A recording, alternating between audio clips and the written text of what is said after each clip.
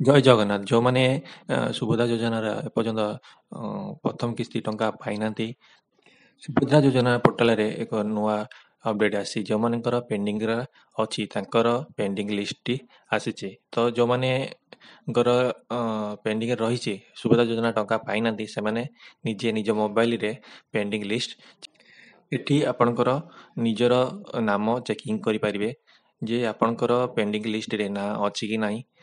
ଆସନ୍ତୁ ମୋବାଇଲ ସ୍କ୍ରିନକୁ ଯିବା। ଏଠି ଦେଖିନେବା ଆପଣଙ୍କର ପେଣ୍ଡିଂ ଲିଷ୍ଟରେ ନାଁ ଅଛି କି ନାହିଁ। ଏଠି କ୍ରୋମ ବ୍ରାଉଜର ଅଛି, ଦେଖନ୍ତୁ କ୍ରୋମ ବ୍ରାଉଜର ଉପରେ କ୍ଲିକ୍ କରିବା। ଏଇ ଯେଉଁ କ୍ରୋମ ବ୍ରାଉଜର ଉପରେ କ୍ଲିକ୍ କଲା ପରେ ଏଠି ସୁଭଦ୍ରା ଯୋଜନା ଲେଖିବା। ଏଇ ସର୍ଚ୍ଚ ଉପରେ ଆମେ ସୁଭଦ୍ରା ଯୋଜନା ଲେଖିବା। ଲେଖି ସାରିଲା ପରେ ଆରି ଉପରେ ଯେଉଁ ଆସୁଛି ଲେଖାଟା ଆରି ଉପରେ କ୍ଲିକ୍ କରିବା। ଦେଖନ୍ତୁ ଲେଖାଟା ଲେଖୁଛି, ବର୍ତ୍ତମାନ ସର୍ଚ୍ଚ କଲାପରେ ସୁଭଦ୍ରା ଯୋଜନା ଲିଙ୍କଟା ଆସିଲା। ଏଇ ଯେଉଁ ଲିଙ୍କ ଉପରେ ଆପଣ କ୍ଲିକ୍ କରିବେ। କଲାପରେ ଦେଖନ୍ତୁ ସୁଭଦ୍ରା ଯୋଜନାର ଯେଉଁ ସାଇଟ୍ଟା ଆପଣ ଦେଖନ୍ତୁ ଆସିଲା। ତ ଏଇ ସାଇଟ୍ ଯେଉଁ ପେଜଟା ଖୋଲୁଛି, ଦେଖନ୍ତୁ ଆଗରୁ ଏଠି 5ଟା ଅପସନ୍ ଥିଲା। ଅଭିଯୋଗ ଅଛି, ବହୁତ ସାରା ଅପସନ୍ ଥିଲା। ଦେଖନ୍ତୁ ଏଠି ହିତକାରୀ ତାଲିକା, ଯେଉଁମାନଙ୍କର ସୁଭଦ୍ରା ଯୋଜନା ଟଙ୍କା ଆସିଛି ତାଙ୍କର ଏଇ ଲିଷ୍ଟଟା ଏଠି କ୍ଲିକ୍ କଲା ମାନେ ତାଙ୍କର ଲିଷ୍ଟଟା ଆସିଯିବ। ଆଉ ତାପରେ ଦେଖନ୍ତୁ ହିତକାରୀ ତାଲିକା ପାଖରେ ଦେଖନ୍ତୁ ବ୍ୟାଙ୍କ ଆକାଉଣ୍ଟ ସଚଳ କିମ୍ବା ଅପଡେଟ୍ ଆବଶ୍ୟକ ତାଲିକା, ଇଏ ଆଗରୁ ନଥିଲା। ଏଇ ଯେଉଁ ଅପସନ୍ଟି ନ୍ୟୁ ଅପଡେଟ୍ ବର୍ତ୍ତମାନ ସୁଭଦ୍ରା ଯୋଜନା ପୋର୍ଟାଲରେ ଆସିଛି।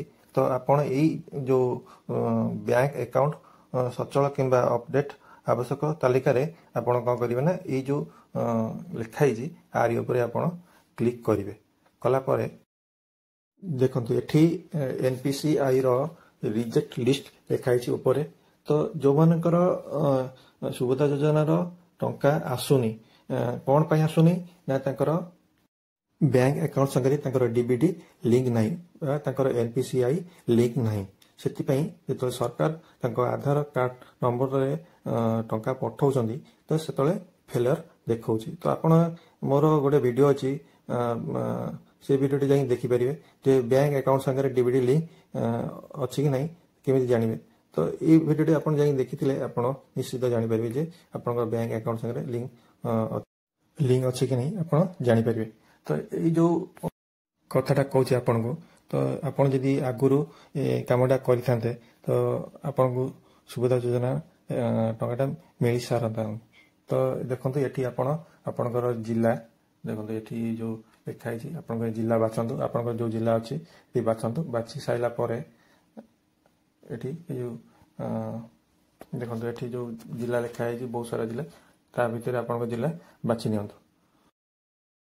ତା ତଳକୁ ବ୍ଲକ ଲେଖା ହେଇଛି, ତ ଆପଣଙ୍କର ଯେଉଁ ବ୍ଲକ ଅଛି ତ ଆପଣ ଏଇ ବହୁତ ସାରା ବ୍ଲକ ଅଛି ଏଠି, ତ ଏଇ ବ୍ଲକ ଆପଣଙ୍କ ବ୍ଲକ ବାଛି ନିଅନ୍ତୁ। ତାପରେ ଆପଣଙ୍କ GP ଆପଣଙ୍କ ଗ୍ରାମ ପଞ୍ଚାୟତ ଏଠି ଲେଖା ହେଇଛି, ତ ଆପଣଙ୍କ ଯେଉଁ ଗ୍ରାମ ପଞ୍ଚାୟତ ଅଛି ସେ ଏଠି ବାଛି ନିଅନ୍ତୁ। ନେଲା ପରେ ଦେଖନ୍ତୁ ମୁଁ ଗ୍ରାମ ପଞ୍ଚାୟତ ମୁଁ ବାଛି ନେଉଛି। ଦେଖନ୍ତୁ ଏଇ ଯେଉଁ ଦେଖନ୍ତୁ ଉପରେ କ୍ଲିକ୍ କରନ୍ତୁ। କଲାପରେ ଦେଖନ୍ତୁ ଏଇ ଗୋଟେ PDF ଫାଇଲ୍ ତଳେ ଆସିଗଲା। ତ ଏଇ PDF ଫାଇଲ୍ଟିକୁ ଆପଣ ଡାଉନଲୋଡ଼ କରନ୍ତୁ। ଏଇ ଯେଉଁ PDF ଫାଇଲ୍ ଉପରେ କ୍ଲିକ୍ କରନ୍ତୁ। କଲାପରେ ଆପଣଙ୍କର ଡାଉନଲୋଡ଼ ହେଇଯିବ। ତ ଏଇ ଯେଉଁ ଦେଖନ୍ତୁ ମୋର ଡାଉନଲୋଡ଼ ହେଇଗଲା। ତ ଏଇ ଜାଗା ଦେଖନ୍ତୁ ଏଇ ଯେଉଁ PDF ଫାଇଲ୍ ଡାଉନଲୋଡ଼ ହେଲା। ତ ଆପଣଙ୍କର ଯେଉଁ ବ୍ୟାଙ୍କ ଆକାଉଣ୍ଟ ସାଙ୍ଗରେ NPCI ଲିଙ୍କ ନାହିଁ, ସୁଭଦ୍ରା ଯୋଜନା ଟଙ୍କା ଆସୁନି, ତାଙ୍କରି ଲିଷ୍ଟଟା ଏଇ ଯେଉଁ NPCIର ଲିଙ୍କଟା ଏଠି ସୁଭଦ୍ରା ଯୋଜନା ପୋର୍ଟାଲରେ ଦେଇଛନ୍ତି। ଯେଉଁ ଲୋକଙ୍କର NPCI ବ୍ୟାଙ୍କ ଆକାଉଣ୍ଟ ସାଙ୍ଗରେ ଲିଙ୍କ ନାହିଁ ତାଙ୍କର ଲିଷ୍ଟଟା ଏଠି ଆସିଛି। ତ ଆପଣ ଏହି ଭାବେ ଆପଣଙ୍କ ଲିଷ୍ଟ ଚେକିଂ କରିପାରିବେ। ତ ଭିଡ଼ିଓଟି ଯଦି ଭଲ ଲାଗିଥାଏ ଆପଣ କମେଣ୍ଟ ବକ୍ସରେ ଜଣାନ୍ତୁ।